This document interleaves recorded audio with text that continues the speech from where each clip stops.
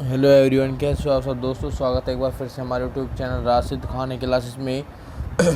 दोस्तों, मैंने आप सबको नर्सिंग स्टूडेंट के लिए ये जो चैनल है खास कर उसी के लिए बनाया है, क्योंकि इससे आपकी तैयारी भी काफ़ी स्ट्रांग होती रहेगी और साथ में मेरी भी। तो दोस्तों, दोनों मिलकर एग्ज़ाम को फतेह करने वाले हैं इस बार, अगर अल्लाह ने चाहे तो।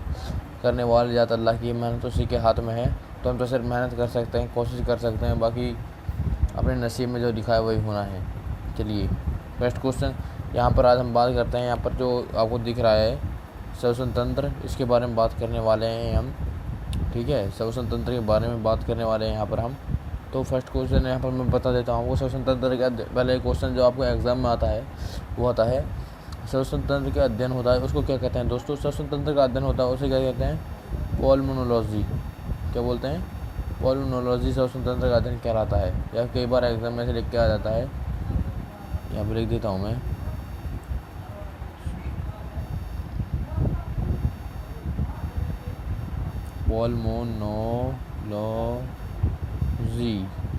पल्मोनोलॉजी ऐसे लिख के आ जाता है कई बार।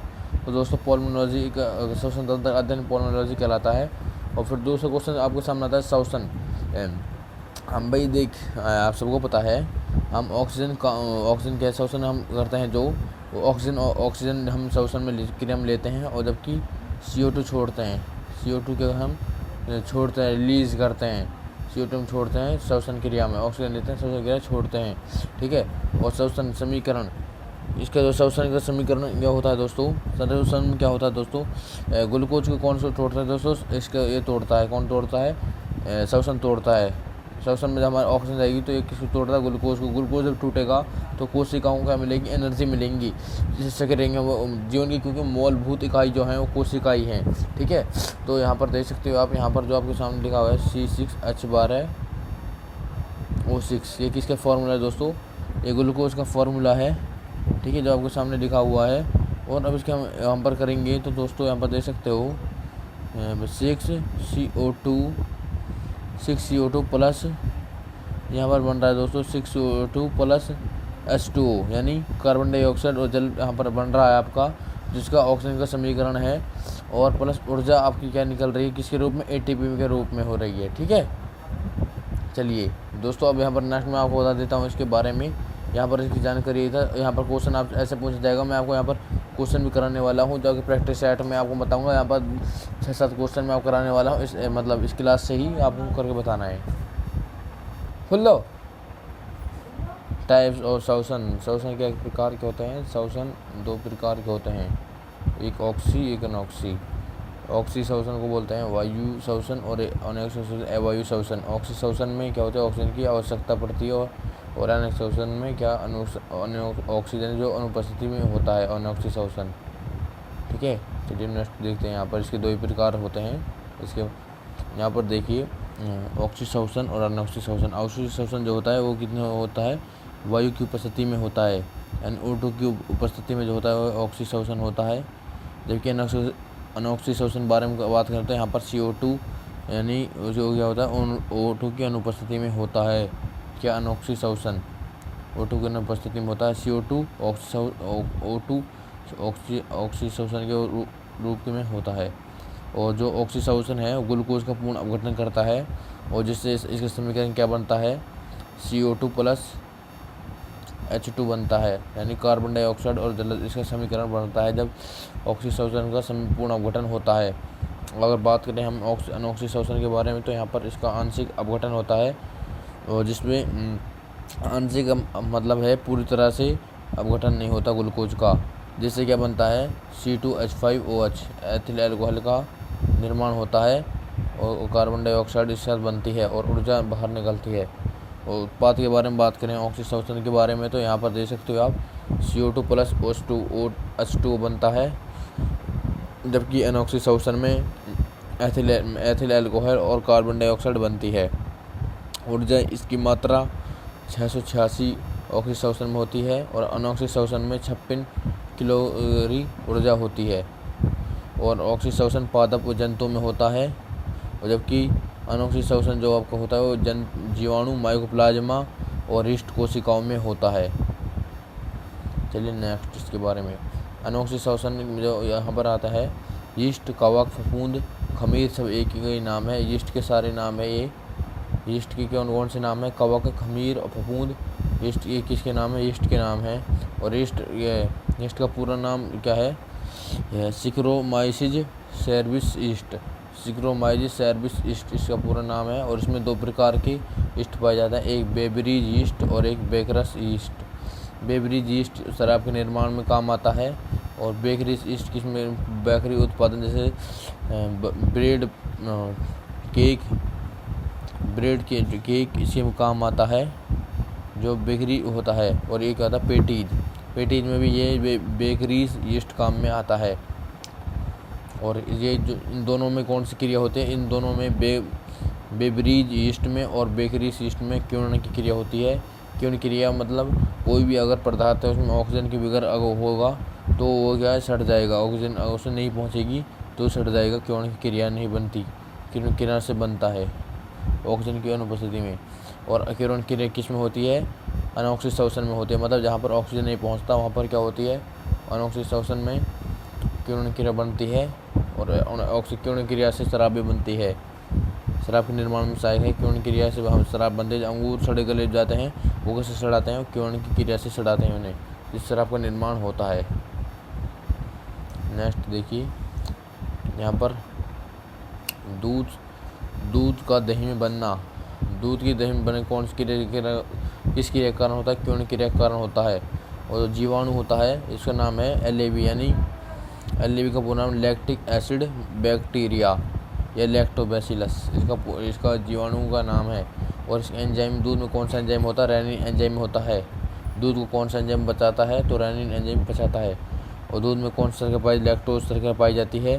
और जो लैक्टोज शर्करा किस में बदल जाती है? लैक्टिक अम्ल में बदल जाती है, लैक्टिक एसिड में बदल जाती है।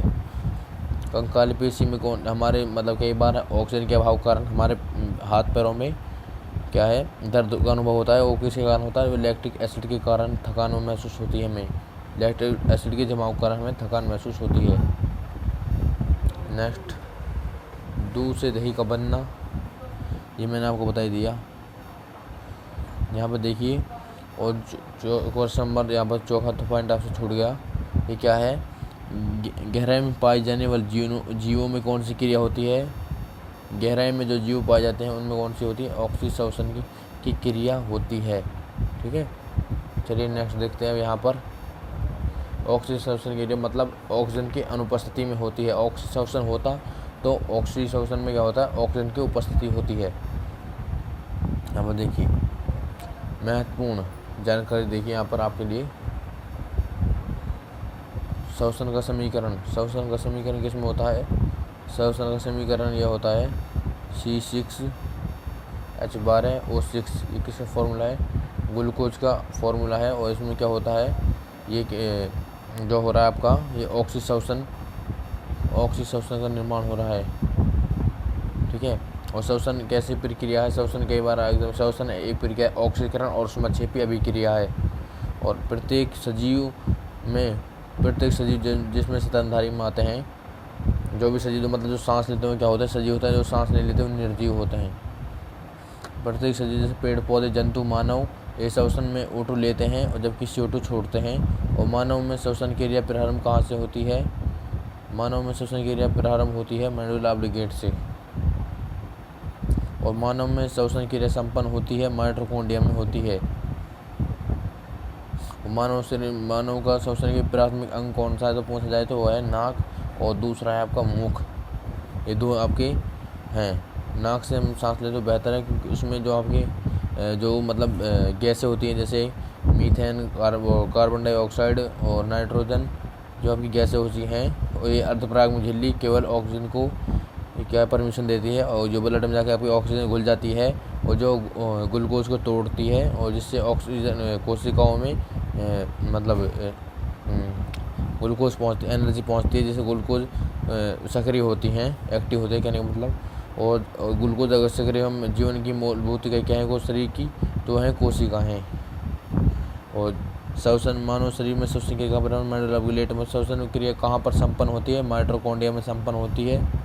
ठीक है, चलिए नेक्स्ट देखते हैं। यहाँ पर अब कुछ सवाल आपके लिए। पहला क्वेश्चन है शोषण तंत्र का अध्ययन क्या कहलाता है? शोषण तंत्र का अध्ययन यहाँ पर चारों हम जानेंगे। श्वसन तंत्र का अध्ययन क्या कहलाता है? पल्मोनोलॉजी कहलाता है। पल्मोनोलॉजी कहलाता है। ऑस्ट्रोलॉजी में हड्डियों का अध्ययन किया जाता है। और एंजियोलॉजी में कितना अध्ययन किया जाता है?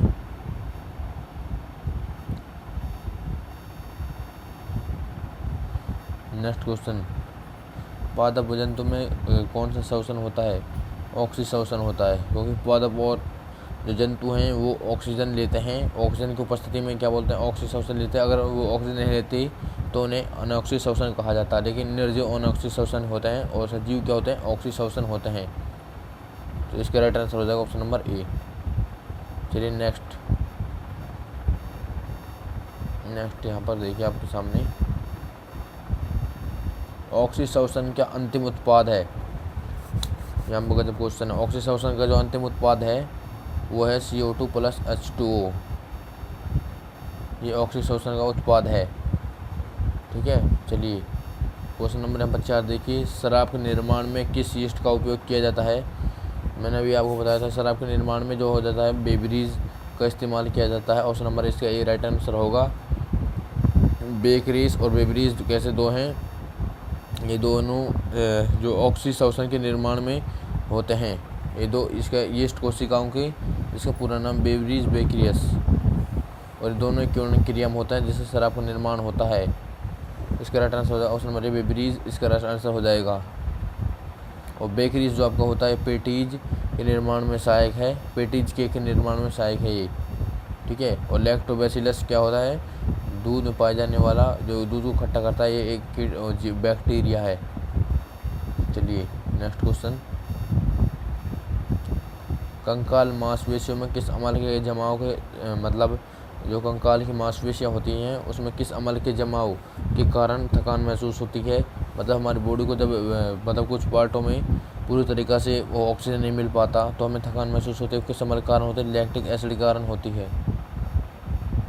नेक्स्ट क्वेश्चन, पेड़ पौधों में कौन सी गैस काम में पेड़ पौधे कौन सी गैस लेते हैं? जब पेड़ पौधे ऑक्सीजन लेते हैं। ऑक्सीजन कैसे लेते हैं? जब ये फोटोसिंथेसिस यानी प्रकाश संश्लेषण करते हैं तो ये ऑक्सीश्वसन में ऑक्सीजन काम में लेते हैं फोटोसिंथेसिस में, और ये मतलब CO2 छोड़ते हैं। अब ये मतलब जब हम CO2 छोड़ते हैं अब हम O2 लेते हैं पेड़ पौधों से, और लेकिन बात की जब प्रकाश संश्लेषण में ये पेड़ पौधे क्या लेते हैं? ऑक्सीजन लेते हैं काम में।